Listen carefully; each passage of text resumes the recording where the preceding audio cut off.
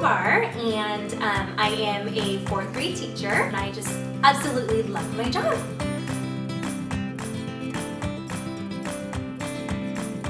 I knew that I wanted to work with people and I wanted to make a difference, and I thought, where would I get the most bang for my buck, like make the most difference? And I just think it's with kids when they're young, so that's how it all started.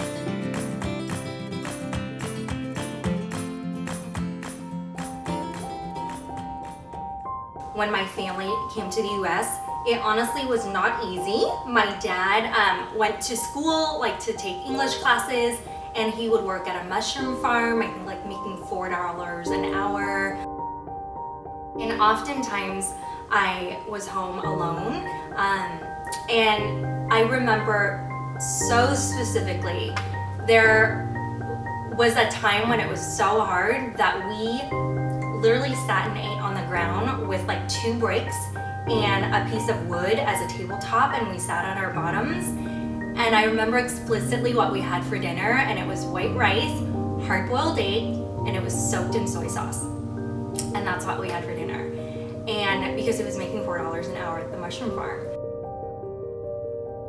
I just knew that I would always go to college, and I wasn't sure at the time what I would become, but I knew that my path, my dad worked a mushroom farm, he was a janitor, and he came here for me. And I just knew that that investment in me has to be compensated somehow, for him and for my own happiness and just for this opportunity that was given to me.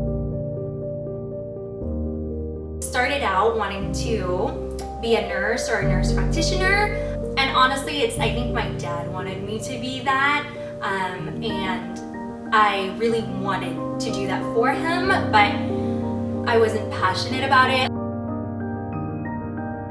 So one day when he was in Vietnam on his annual trips, I wrote him a letter and I said, I have to be a school teacher. He was so calm and collected. He responded just okay, I understand that's what you want to do and you should just go for it. And I was actually really surprised, pleasantly surprised, and he has been so supportive since then. So what keeps me going with being a teacher now that I've been a teacher for 6 years is honestly the kids. Every year, when I get a new bunch of kids, they just motivate me, and the stories that they have, the things that they go through, the hardships that they have, and honestly, I think that piece of it, the people piece, is why I do what I do, to build relationships with people. They teach me so much about myself, just them being who they are, just their stories, I think just really keep me going. These are people. I'm always looking for opportunities to learn and opportunities to make growth myself. It's so cheesy, but I really am a lifelong learner. I love learning new things, especially when it improves my craft and things that I'm passionate about, which are helping support mindful kids that will grow up and do what they love. And I think that every single person, if they did what they love, this world would be so cool to live in. I think if I were to add anything else, it would be to have the courage to make mistakes and learn from them. I literally have that exact quote on my classroom wall. It says, "Today is a great day to make a mistake and learn from it." And the word that I emphasize is learn.